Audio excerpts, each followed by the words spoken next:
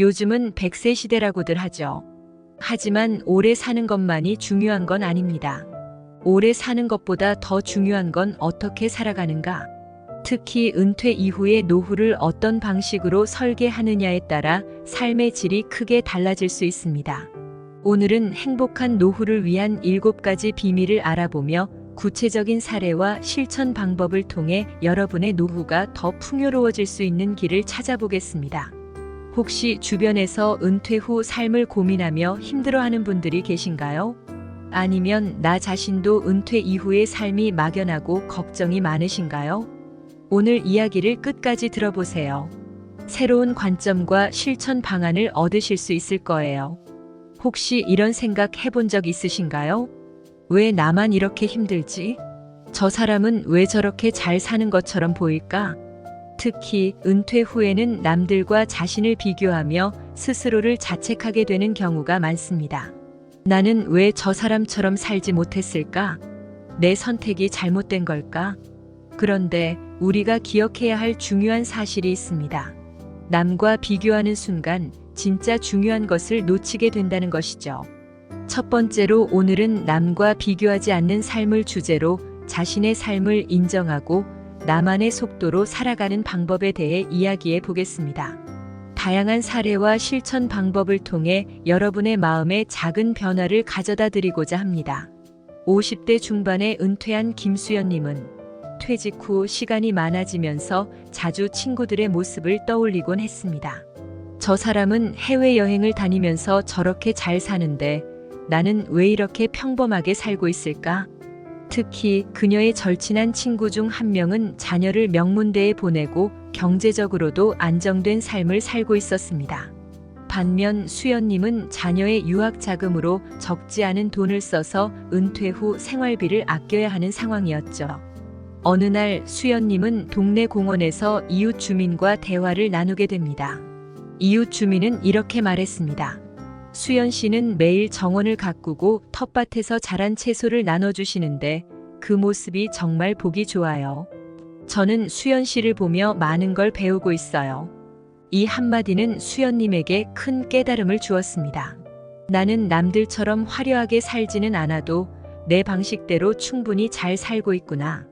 그날 이후 수연님은 남들과 비교하기보다는 자신의 삶에 감사하고 자신만의 행복을 찾아가는 방법을 배우기 시작했습니다. 박재민님은 60대 초반에 은퇴한 후 주변 사람들과 자신을 비교하며 심한 무력감을 느꼈습니다. 나도 한때는 회사에서 인정받던 사람이었는데 이제는 아무것도 아닌 것 같아. 그러던 어느 날 우연히 손주가 쓰고 있던 연필화를 보고 어린 시절 미술을 좋아했던 자신을 떠올렸습니다. 그는 취미로 시작했던 그림 그리기를 점점 발전시켜 3년 후에는 지역 전시회에 자신의 작품을 출품하기까지 했습니다. 박재민님은 말합니다. 다른 사람들과 비교하며 살았던 그 시절이 참 아까웠어요. 지금은 내가 좋아하는 일에 집중하면서 하루하루가 즐겁습니다. 그는 비교를 멈추고 자신만의 길을 찾아내는 데 성공한 것이죠. 그렇다면 우리도 김수연님, 박재민님처럼 남과 비교하지 않는 삶을 살기 위해 어떤 노력을 할 수 있을까요? 감사는 행복으로 가는 가장 빠른 길입니다. 매일 밤 하루 동안 있었던 감사한 일을 3가지씩 적어보세요. 예를 들어 오늘 가족들과 저녁을 먹을 수 있어 감사하다. 날씨가 좋아서 산책을 즐길 수 있어 좋았다. 작은 감사부터 시작하면 내가 가진 것들에 집중하게 되고 남들과의 비교에서 자연스럽게 벗어날 수 있습니다. 정혜진님은 감사 일기를 쓰기 시작하면서 자신의 삶에 감사할 것이 얼마나 많은지 깨달았다고 합니다. 처음엔 억지로 적었지만 나중에는 하루하루가 감사로 채워지더라고요. 요즘 SNS에서는 남들의 화려한 모습만 강조되곤 합니다. 여행, 맛집, 성공적인 가족 사진 이런 이미지들을 보고 있으면 나 자신이 초라하게 느껴질 수밖에 없죠. 하지만 그게 그 사람의 전부는 아니란 사실을 기억하세요. 온라인 시간을 제한하고 오프라인에서 나만의 시간을 만들어 보세요. 하루 1시간만 SNS를 사용하는 습관을 만들어 보세요. 대신 독서, 산책, 취미 활동 등 나만의 시간을 보내는 데 집중하세요. 남들이 정한 기준이 아닌 내가 중요하게 생각하는 가치를 따라 목표를 세워보세요. 가족과 함께 시간을 보내는 것, 좋아하는 취미를 즐기는 것처럼 작은 행복에서 내 기준을 만들어 보세요. 내가 진정으로 좋아하는 건 무엇인가? 남이 아닌 나를 위해 이루고 싶은 목표는 무엇인가? 50대 중반의 박선영님은 오랜 시간 남들과 자신을 비교하며 자책했습니다. 왜 나는 더 나은 선택을 하지 못했을까?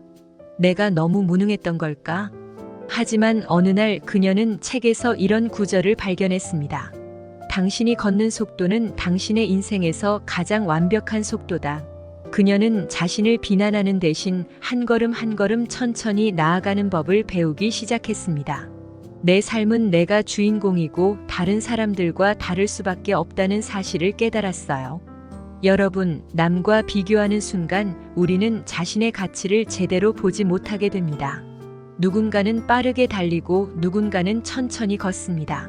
중요한 건 그 속도가 아니라 내가 걸어가는 방향입니다. 첫 번째로 이야기한 감사 일기 쓰기, SNS 거리두기, 나만의 기준 세우기. 이 세 가지를 실천해 보며 남과 비교하지 않는 행복한 삶을 살아가시길 바랍니다. 다음은 두 번째 이야기 재산 관리의 지혜입니다. 자산을 어떻게 활용할 것인가? 혹시 이런 고민을 해보신 적 있으신가요?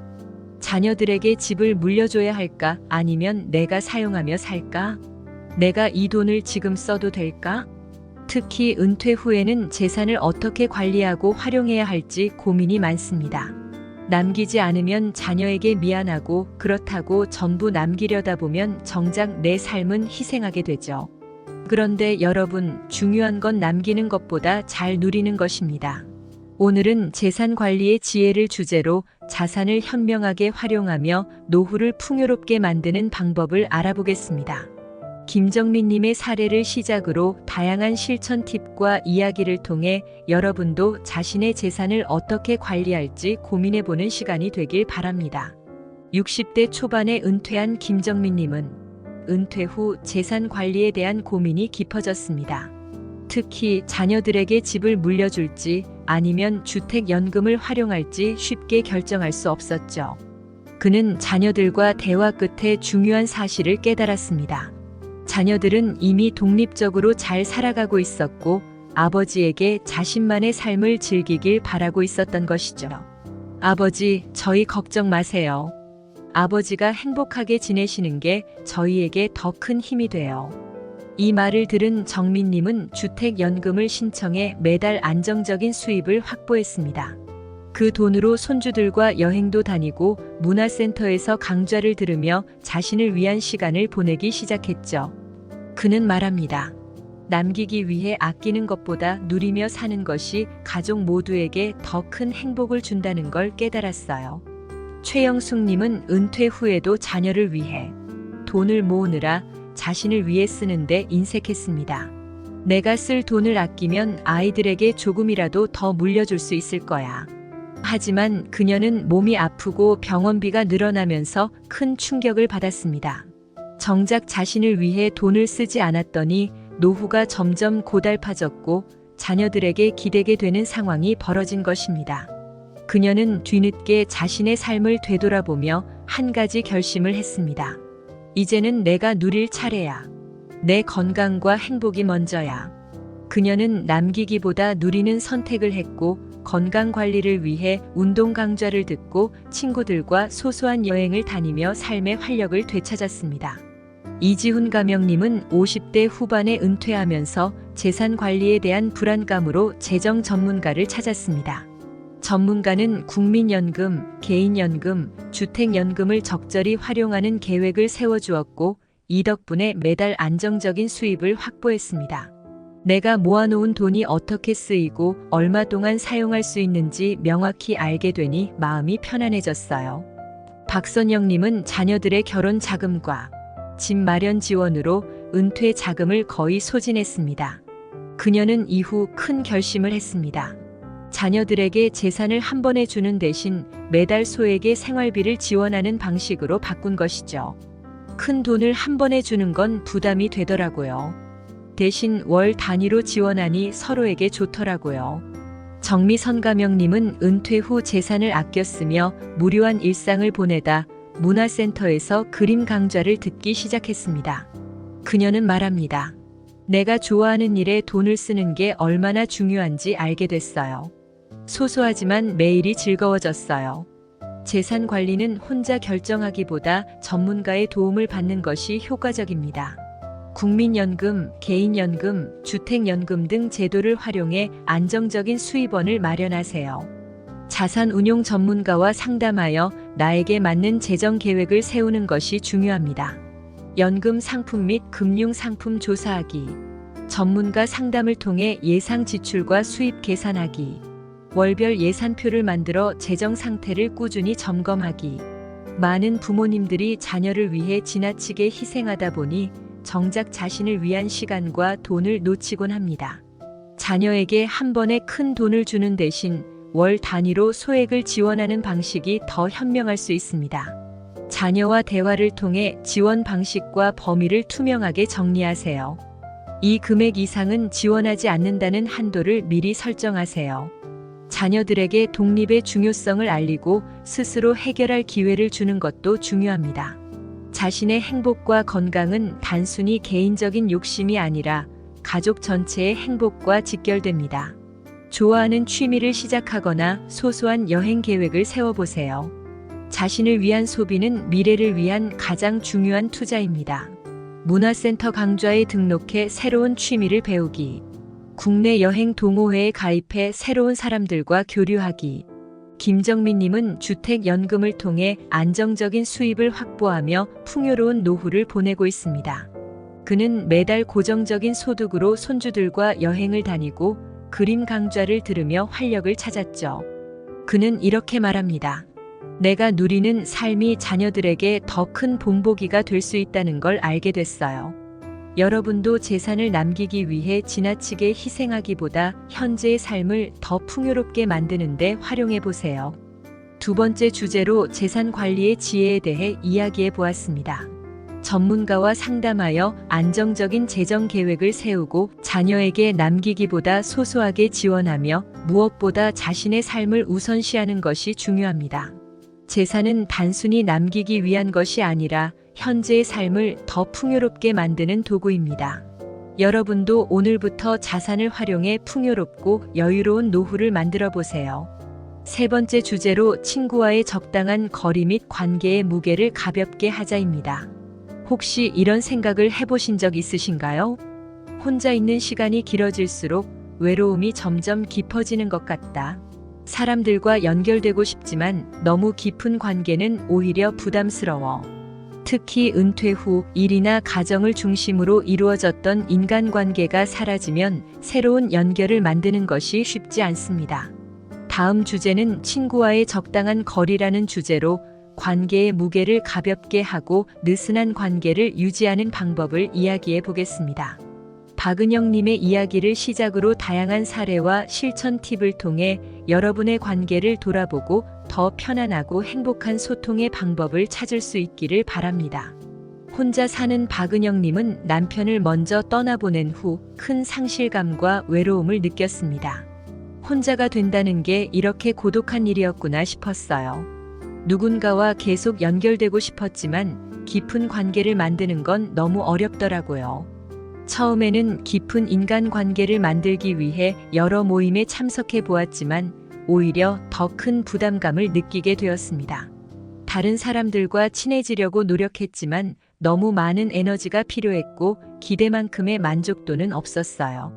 그러던 어느 날 그녀는 동네 단골 카페에서 커피를 주문하며 점원과 짧은 대화를 나누게 됩니다. 오늘 날씨 정말 좋네요. 공원에 산책 가기 딱이에요. 점원의 한마디는 그녀의 마음을 따뜻하게 해주었고 그날 산책길에서 만난 이웃들과 나눈 인사도 작은 위로가 되었습니다. 깊이 있는 대화가 아니어도 사람들과 연결되어 있다는 느낌만으로 충분했어요. 이후 박은영님은 단골 카페를 자주 찾으며 점원과 가벼운 대화를 나누고 산책길에서 마주치는 이웃들과도 작은 인사를 나누는 습관을 들였습니다. 느슨한 관계지만 제 삶에 큰 변화를 가져다 주었어요. 외로움이 줄고 일상이 조금 더 밝아졌죠. 김정호 가명님은 70대에 접어들며 친구들과의 관계가 점점 소원해졌습니다. 예전에는 친구들과 자주 만나 술도 한잔하고 여행도 다녔지만 이제는 서로 바빠지고 건강도 안 좋아지다 보니 연락이 뜸해졌어요. 그는 은퇴 후 무료한 시간을 보내던 중 동네 도서관에서 열리는 독서 모임에 참여하게 되었습니다. 처음에는 단순히 시간을 때우기 위해 갔는데 비슷한 관심사를 가진 사람들과 느슨하게 연결될 수 있다는 게 좋더라고요. 독서 모임에서 만난 사람들과 깊이 있는 개인적인 이야기를 나누는 일은 거의 없었지만 가벼운 책 이야기를 나누며 일상의 활력을 얻을 수 있었습니다. 깊은 관계가 아니어도 새로운 사람들과 연결되는 경험 자체가 큰 에너지가 됐어요. 노년의 인간관계에서 가장 중요한 것은 친밀도가 아니라 연결감입니다. 깊은 관계를 유지하려면 더 많은 시간과 에너지가 필요하지만 느슨한 관계는 부담 없이 사람들과 소통할 수 있는 장점을 가지고 있죠. 누군가와 연결되어 있다는 느낌만으로도 고립감에서 벗어날 수 있습니다. 과도한 책임감이나 기대 없이 가볍게 대화를 나눌 수 있습니다. 단순한 인사와 소소한 대화만으로도 하루가 밝아질 수 있습니다. 지역 커뮤니티에 참여하세요. 지역에서 열리는 소규모 활동에 참여하면 부담 없이 새로운 사람들과 연결될 수 있습니다. 동네 문화센터에서 뜨개질, 요가, 그림 강좌 등 가벼운 활동부터 시작해보세요. 공원 청소 봉사나 독서 모임처럼 의미 있는 활동도 좋은 선택입니다. 정미선가명님은 지역 공원에서 열리는 요가 강좌에 참여하며 비슷한 관심사를 가진 사람들과 자연스럽게 연결되었습니다. 깊게 친해지지는 않았지만 함께 운동하며 웃고 대화를 나누는 시간이 큰 힘이 됐어요. 일상의 연결감을 찾아보세요. 단골 가게, 산책길 등 익숙한 장소에서 만나는 사람들과 작은 인사를 나누는 것부터 시작해보세요. 오늘 날씨 정말 좋네요. 그 가방 정말 예쁘네요. 어디서 사셨어요? 이런 간단한 대화도 우리의 일상을 훨씬 따뜻하게 만들어줍니다. 단골 카페나 가게를 정해 자주 방문하며 점원과 친분을 쌓아보세요. 산책길에서 만난 이웃들과 간단한 인사를 주고받는 습관을 만들어 보세요. 소소한 취미를 공유하세요. 뜨개질, 서예, 등산, 독서 모임 등 소규모 취미 활동에 참여해 보세요. 이런 활동은 큰 책임감 없이도 다른 사람들과 느슨하게 연결될 수 있는 기회를 제공합니다. 이정자 가명님은 뜨개질 모임에 참여하며 같은 취미를 가진 사람들과 가벼운 대화를 나누기 시작했습니다. 취미를 함께 나누면서 느슨하게 연결된 관계가 오히려 더 편하고 좋더라고요. 박은영님과 김정호님은 느슨한 관계를 통해 삶의 외로움을 극복하고 일상의 활력을 더할 수 있었습니다. 그들은 말합니다. 깊은 관계를 만드는 것도 좋지만 가벼운 연결감만으로도 충분히 행복할 수 있다는 걸 알게 됐어요. 여러분, 인간관계는 반드시 깊고 친밀해야만 의미 있는 것이 아닙니다. 가벼운 연결감만으로도 외로움을 이겨내고 삶의 작은 즐거움을 더할 수 있습니다. 오늘 이야기한 느슨한 관계를 유지하는 3가지 방법, 지역 커뮤니티에 참여하기, 일상의 연결감 찾기, 소소한 취미 공유하기. 이 실천법을 통해 여러분도 관계의 무게를 가볍게 하고 외로움을 극복해 보세요. 가벼운 인사와 대화만으로도 우리의 하루는 훨씬 따뜻해질 수 있습니다. 4번째 주제로 체중보다 근육과 건강한 몸 만들기입니다. 혹시 이런 생각 해보신 적 있으신가요? 나이가 들수록 살이 찌면 안 된다고 해서 체중 관리에만 신경 쓰고 있어요. 하지만 체중을 줄였는데도 몸이 점점 약해지는 것 같아요. 사실 체중 관리도 중요하지만 노년 건강의 진짜 핵심은 바로 근육입니다. 다음은 체중보다 근육이라는 주제로 근육이 왜 중요한지, 그리고 근육을 건강하게 관리하는 방법에 대해 이야기해 보겠습니다. 이종환님의 이야기를 시작으로 다양한 사례와 실천 팁을 통해 여러분도 더 건강하고 활기찬 노년을 만드는 데 도움을 받으실 수 있을 겁니다. 이종환님은 젊은 시절부터 체중 관리에만 집중하며 살아왔습니다.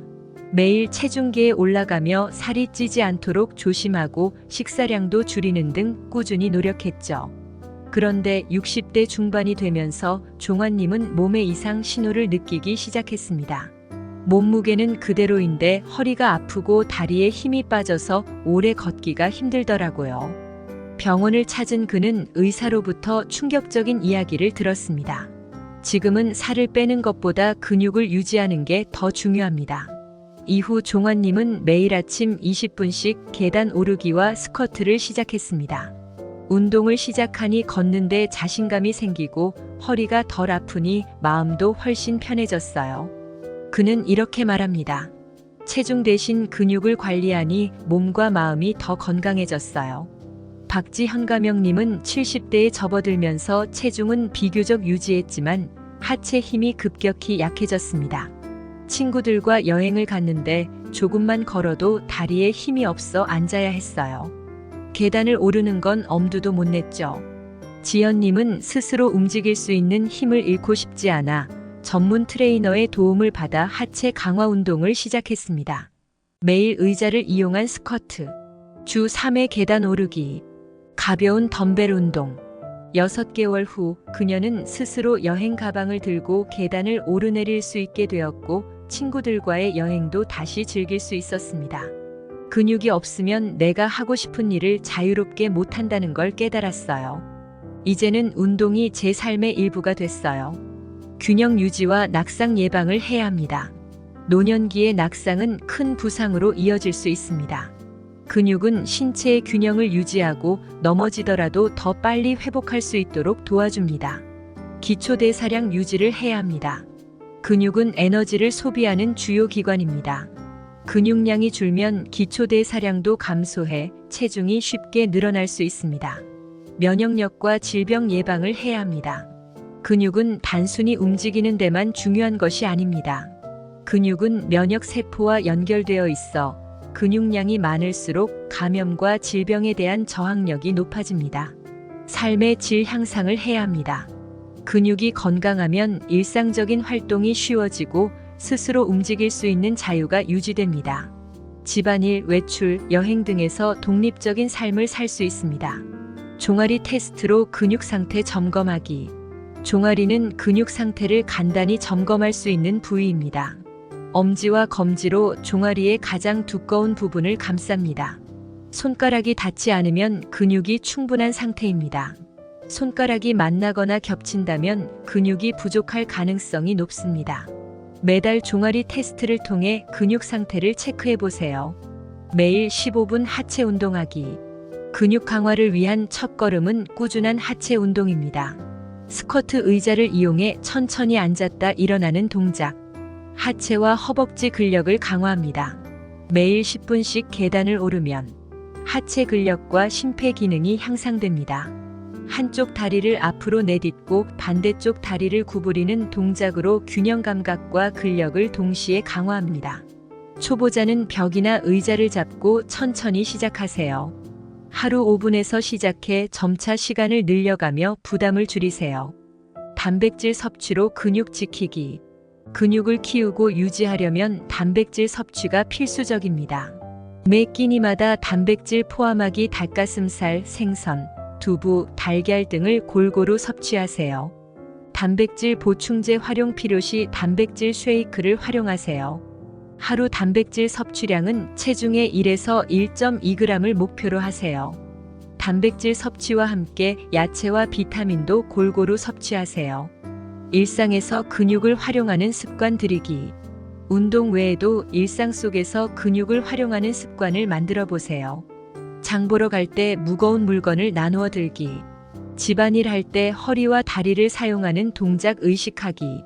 TV를 보며 간단한 스트레칭과 스쿼트 하기. 이종환님은 꾸준히 하체 운동과 단백질 섭취를 시작한 후 일상에 큰 변화를 느꼈습니다. 전에는 계단을 오르는 게 힘들었는데 지금은 오히려 일부러 계단을 찾게 돼요. 걷는데 자신감이 생기니 마음도 더 건강해졌어요. 박지현님 역시 근육 관리로 여행 가방을 들고 계단을 오르는 즐거움을 다시 찾았습니다. 내 힘으로 움직일 수 있다는 게 얼마나 큰 행복인지 몰라요. 여러분도 근육 관리에 집중하며 몸과 마음의 변화를 경험해 보세요. 네 번째 주제로 체중보다 근육이라는 주제로 건강한 노년을 위한 근육 관리의 중요성을 이야기했습니다. 종아리 테스트로 근육 상태 점검하기, 매일 15분 하체 운동하기, 단백질 섭취로 근육 지키기, 일상에서 근육 활용 습관 들이기. 이 네 가지 방법을 꾸준히 실천하며 더 건강하고 활기찬 노년을 만들어 보세요. 근육은 나이가 들어도 키울 수 있습니다. 작은 실천으로 건강한 몸을 만드는 첫걸음을 시작하세요. 여섯 번째 주제로 바른 자세와 근력, 노년 건강의 기본에 대해 알아보겠습니다. 혹시 이런 고민 해보신 적 있으신가요? 내가 자녀를 위해 이렇게 희생했는데 자녀가 정말 감사해야 할까? 어디까지 도와줘야 하고 어디서 멈춰야 할까? 특히 은퇴 후에는 자녀에게 더 많은 것을 주고 싶고 자녀가 잘 되기를 바라는 마음이 커질 수밖에 없습니다. 하지만 지나친 지원과 희생은 자녀와 부모 모두에게 부정적인 영향을 미칠 수 있다는 사실 알고 계신가요? 다음은 자녀와의 건강한 거리 유지라는 주제로 자녀에게 집착하지 않고 독립적인 관계를 유지하며 따뜻한 유대를 키우는 방법에 대해 이야기해 보겠습니다. 최미숙님의 사례를 시작으로 다양한 상황과 실천 팁을 함께 알아볼 예정이니 끝까지 함께 해주세요. 최미숙님은 60대에 은퇴한 뒤 자녀를 위해 모든 것을 바쳤습니다. 자녀가 경제적으로 힘들다기에 집도 팔고 적금도 깨서 도와줬어요. 그땐 그게 부모로서 당연한 일이라고 생각했죠. 처음엔 자녀도 감사하다고 했지만 시간이 지나면서 점점 당연하게 여기는 모습을 보였습니다. 나중엔 제가 힘들어도 어떻게든 도와주겠지라는 태도를 보이더라고요. 그게 참 서운했어요. 미숙님은 결국 경제적으로 힘든 상황에 처하게 되었고 자녀와의 관계에서도 불편함을 느끼게 되었습니다. 그녀는 큰 결심을 했습니다. 이제는 돈보다는 정서적인 유대감을 우선하기로 했어요. 돈이 아니라 따뜻한 한마디가 자녀에게 더 큰 힘이 된다는 걸 깨달았죠. 그 후 미숙님은 경제적 지원을 줄이고 자녀와의 대화를 통해 정서적으로 가까워지는 방법을 찾기 시작했습니다. 그녀는 자녀와 매주 전화를 하며 안부를 묻고 작은 선물로 마음을 표현했습니다. 이제는 자녀와의 관계가 더 따뜻해졌어요. 서로에게 더 좋은 영향을 주고 있다는 걸 느껴요. 김정호님은 자녀가 경제적으로 힘들 때마다 큰 돈을 지원하며 자녀를 돕는데 주저하지 않았습니다. 하지만 점점 자녀가 부모의 도움을 당연히 여기는 태도를 보이게 되자 정호님은 혼란스러웠습니다. 내가 돕는 게 정말 자녀를 위한 일인지 아니면 독립을 방해하고 있는 건지 모르겠더라고요. 정호님은 이후 자녀와 솔직한 대화를 나눴습니다. 이제부터는 너희가 스스로 해결할 수 있는 방법을 찾아보는 게 어떨까? 처음엔 자녀가 당황했지만 정호님은 경제적 지원 대신 조언과 격려로 자녀를 응원하기 시작했습니다. 결국 자녀는 스스로 문제를 해결하며 자신감을 얻었고 부모님께 감사의 마음을 표현했습니다. 이제는 자녀가 독립적으로 잘 살아가는 모습을 보니 제가 옳은 선택을 했다는 확신이 들어요. 왜 건강한 거리가 필요한가? 자녀와의 건강한 거리는 부모와 자녀 모두에게 긍정적인 영향을 미칩니다. 지나친 희생은 자녀와 부모 사이에 의존적인 관계를 형성하고 결국 양쪽 모두를 힘들게 할 수 있습니다. 과도한 희생의 부작용에 대해 알아보겠습니다. 먼저 부모의 경제적 어려움으로 무리한 지원은 부모의 노후를 불안정하게 만듭니다. 자녀의 독립 저하는 자녀가 부모의 도움을 당연하게 여겨 스스로 문제를 해결하는 능력을 잃게 됩니다. 관계의 갈등은 부모는 희생을 당연히 여기는 자녀에게 서운함을 느끼고 자녀는 부모의 기대를 부담스럽게 여깁니다. 그럼 건강한 거리가 주는 장점에 대해 알아보겠습니다. 부모와 자녀 모두의 독립성 유지는 부모는 자신의 삶에 집중할 수 있고 자녀는 자립심을 키울 수 있습니다. 정서적 유대 강화는 경제적 지원 대신 진솔한 대화와 공감이 관계를 더 깊고 따뜻하게 만듭니다. 장기적인 행복 추구는 부담 없는 관계는 가족 구성원 모두에게 안정감과 행복을 제공합니다. 자녀와의 건강한 거리를 유지하는 3가지 방법에 대해서도 알아보겠습니다. 경제적 지원을 제한하세요. 부모의 역할은 자녀가 독립적으로 살아갈 수 있도록 돕는 것입니다. 큰 금액의 지원 대신 소소한 금액으로 자녀를 응원하세요. 필요할 때마다 돕기보다는 스스로 문제를 해결할 기회를 주세요. 최미숙님은 자녀의 결혼 자금을 지원한 뒤 더 이상의 큰 경제적 도움은 주지 않기로 결정했습니다. 대신 자녀가 필요할 때 작은 선물과 따뜻한 응원의 메시지를 전하고 있습니다. 큰돈 대신 작은 응원을 보내니 자녀도 부모님께 부담을 덜 느끼게 된 것 같아요. 정서적 유대를 강화하세요. 경제적인 지원 대신 대화와 공감을 통해 자녀와의 관계를 깊게 만들어 보세요.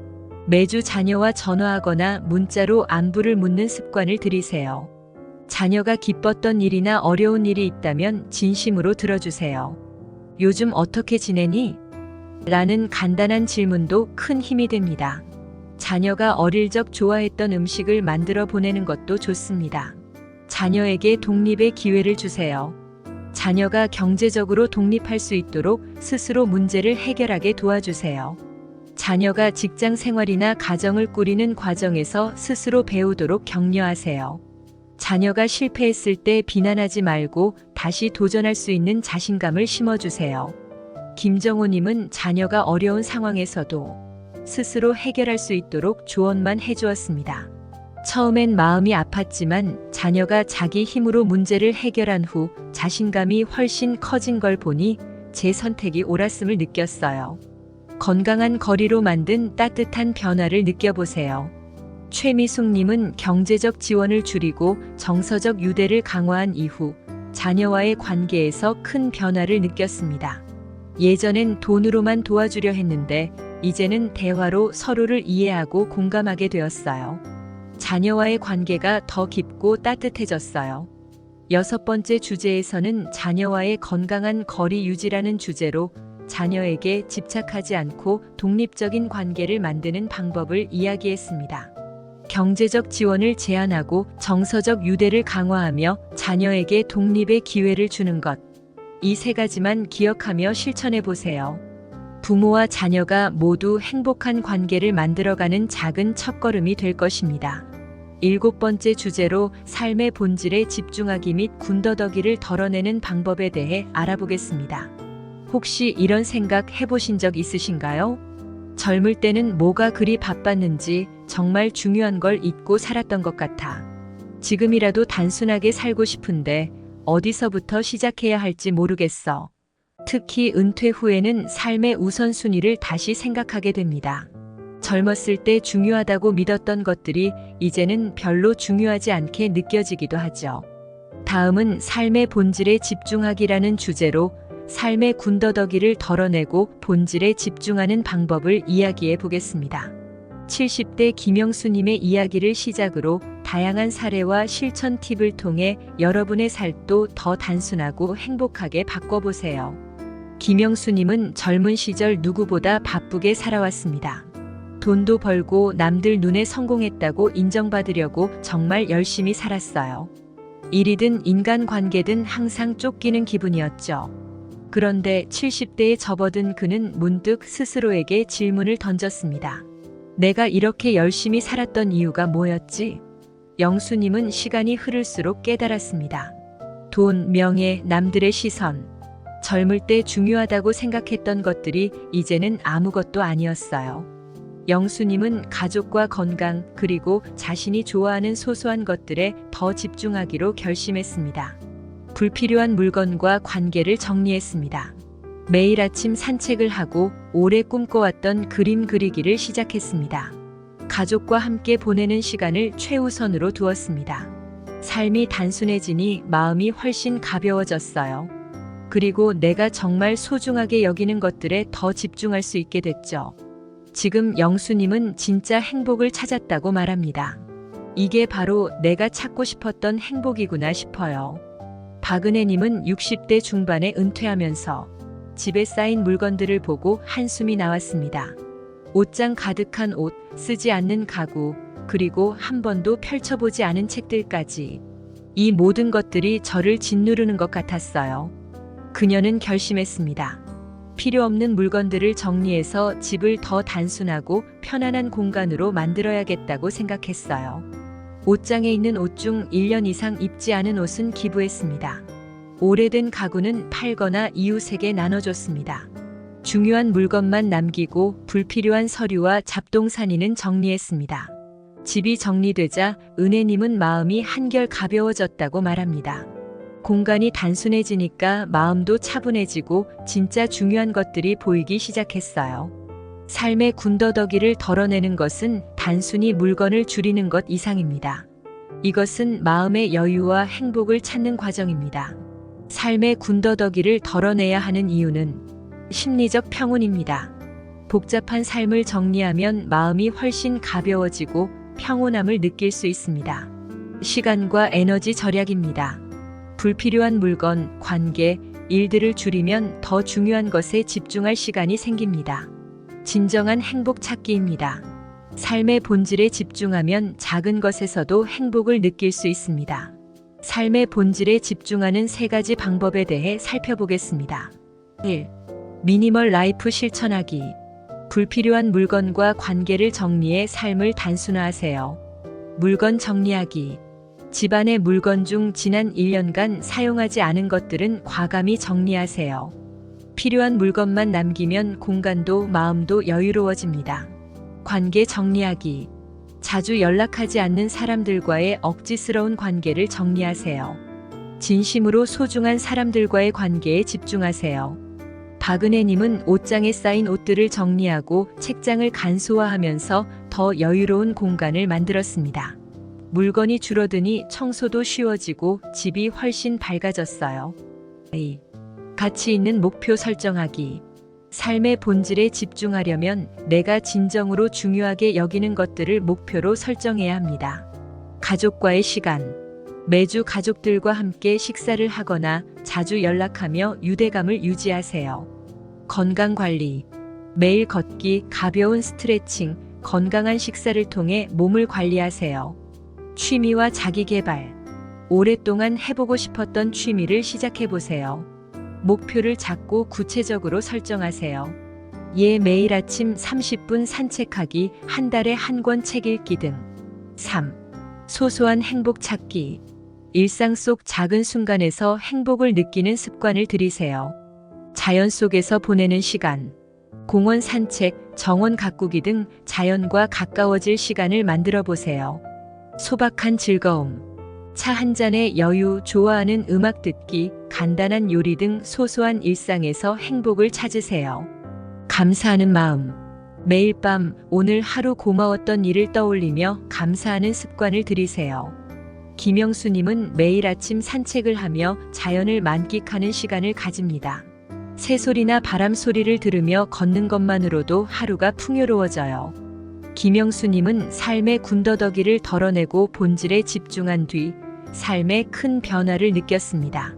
이제는 복잡한 일이나 불필요한 걱정에서 벗어나 내가 진정으로 소중히 여기는 것들에만 집중할 수 있어요. 그는 단순한 삶 속에서 더 큰 행복과 여유를 찾았습니다. 진짜 중요한 건 복잡한 게 아니더라고요. 단순하고 소박한 것이 더 큰 기쁨을 주는 것 같아요. 7번째 주제로 삶의 본질에 집중하기라는 주제로 군더더기를 덜어내고 더 단순하고 행복한 삶을 사는 방법을 이야기했습니다. 미니멀 라이프를 실천하고 가치 있는 목표를 설정하며 일상 속에서 소소한 행복을 찾는 것. 이 3가지를 실천하며 여러분도 더 단순하고 여유로운 삶을 만들어 보세요. 진정으로 중요한 것에 집중할 때 우리 삶은 더 풍요로워질 수 있습니다. 행복한 노후를 위한 7가지 비밀 함께 정리해 볼까요? 남과 비교하지 않기. 재산을 적절히 활용하기. 적당한 거리의 인간관계 유지. 체중보다 근육에 집중하기. 자녀와의 건강한 거리 두기. 바른 자세 유지. 삶의 본질에 집중하기. 노후는 단순히 살아가는 시기가 아닙니다. 스스로를 다시 발견하고 성장할 수 있는 소중한 시간입니다.